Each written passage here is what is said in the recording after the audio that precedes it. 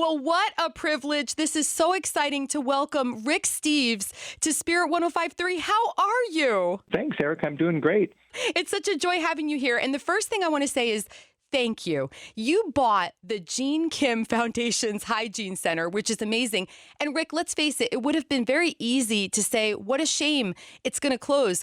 But you did something about it. How come? Well, a lot of people are quick to complain about things in our society, and they're not quick to jump in and help when they have an opportunity to do so. And, I didn't even know what a hygiene center was 2 months ago. And suddenly I learned that we have this place that provides showers and laundry service for 700 people that are living in the streets in our own community here in South Snohomish County. Wow. And I realized that the guy who owns the land had to sell it, and they were going to have to turn off the hygiene center, and I don't know what they would have done. And I thought, I'll just buy it. I had $2 million.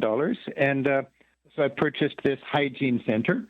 And now I get the joy of knowing that I'm helping this very important community service survive. And one thing I've always liked to do is to appreciate people who dedicate so much of their lives to helping people.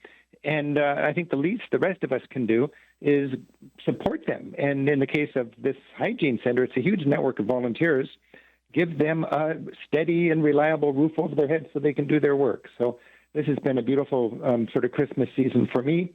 And if you, if you're a Christian or a person of faith, you embrace that idea of love your neighbor. Yes. And I think there's no better way to walk the talk than to get involved in something like this. I think it's just absolutely incredible. And the word dignity comes to mind, Rick. Like when you think about the blessing of taking a shower, of enjoying a hot meal, wearing clean clothes, right? That's what you're giving, dignity. Yeah. And I was just up there yesterday, as a matter of fact, in a horrible rainstorm. People were sitting outside under a tarp with a paper plate with spaghetti on it, having their precious one meal of the day. And I thought, can't we do better than this, And we are. So now we're going to work with the Kim Foundation, and we're going to provide, we're going to bring it indoors. We're going to provide more showers. We're going to provide lockers that are designed for homeless people that operate with a fingerprint. And there's all sorts of ways that are just the low-hanging fruits of compassion in a society like ours. And this, I got to say, this is an invisible problem with invisible people for a lot of us who are very privileged. And Yes. and I think there's a lot of fear that is unfounded, and there's a lot of excuses, and there's also a lot of money and a lot of opportunity. So I just think it's the mark of a good community is not how do they take care of the privileged in that community, but how do they take good care of the disadvantaged in that community. Oh. And like any community, we've got the whole range here. And I love Edmonds. I love South Snohomish County. I'm so blessed to live here. And I'm just want to be the kind of annoying one that busts into people's comfort zone and say, hey, are we just going to ignore this? Or are we going to do something about it? So there you go. Oh, I'm so thankful for you. When you bump into friends and even strangers in Edmonds, what do they say to you? Maybe you're at the Starbucks or your favorite coffee shop. Oh, people who know what I'm doing, they're thankful for it. But I'm a businessman, and I've got more money because my business is pretty good than I need. And for me, we've got to, especially if people care and are people that have the values that we've got, we got to be enlightened about how much do we consume. I know I'm at a point where if I consume more, I will not be happier. So why would I consume more? It's just illogical, and it's certainly not in keeping with my faith when there is need around me. So I've got this opportunity because I've got a little extra money for my business to let other people consume who are steeper on that diminishing curve of returns for the more you consume, and they get a heck of a lot more out of it than I will because I'll get nothing out of it if I consume it. So why not be enlightened in your consumption? It's what I call vicarious consumption. I get joy out of giving. And it's a practical investment, and it's also just a beautiful thing that is in line with my faith.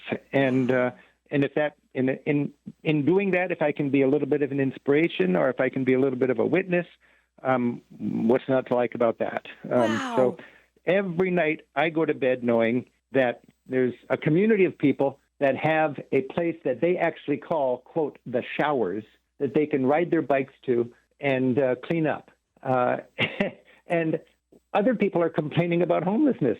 Anybody who's complaining about homelessness, the first question should be, well, what are you doing about it? The moral, a budget for a community, I think, is a moral document. It reflects the values of the people in that community. And we have a struggle there. And I do this kind of what seems like heroic investment in a problem like this. I don't see it as heroic, but it seems that way. But I'm not going to sit around while we debate that and let people not have a roof over their head when it comes time to get a hot meal, not have a place to get their bikes fixed, not have a place to get a haircut, not have a place to grab another sweater when they're cold. It's tough out there.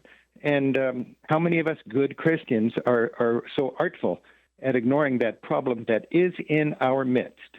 It's not a guilt trip for me to have a big house and a roof over my head and money to go to Europe all the time. That's not a guilt trip at all. I work hard. We live a winning system here, and I get to do that. But it's just not right for somebody as privileged as me or a lot of your audience, I would suppose, to artfully ignore this reality in our midst. There's plenty of money to help people who are in difficult times, and those very people could be loved ones of ours if it wasn't for a few lucky breaks. You are so right. Rick, when you go to the showers, as you call it, I love that. What has the feedback been from the people who you're helping to serve? I'm like a lot of people. It's a parallel reality in my community here in South Snohomish County. And I don't cross paths with people that are down and out. But now I have the opportunity to not be afraid of that, but to get to know these people. And the takeaway for me is I'm within smelling your breath distance of people who are homeless. And I look into their eyes and I talk with them, and they like my TV show. Of course. I mean, they like my TV show. Now, that's one way to get into my heart, is somebody that watches my show and dreams about travel. Wow. And these are people living in the streets that I can't imagine what that would be like. But when I realize we've got things in common, yes, it really touches me. It touches me emotionally. Oh, Rick, that is so beautiful. I am such a fan of yours. You're wonderful. And I have to ask you before I let you go, if somebody is dreaming of going to Europe in 2026, my husband and I, we want to go to Italy. What's your favorite place in Europe to go? And I know this is like asking your favorite child. Well, my favorite place to go is wherever my travel dreams are taking me. So if I want to go to Norway and you want to go to Ireland, you should go to Ireland. If somebody says, the dollar is strong in Switzerland right now, but your travel dreams are taking you to Portugal, you should go to Portugal.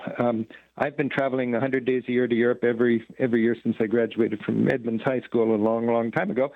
And Europe, you can never run out of what Europe has to offer. That's the beautiful thing. So, if you want to turn your travel dreams into reality, it's just a matter of prioritizing and getting organized and making that happen. But I'll tell you, it's a great time to be traveling.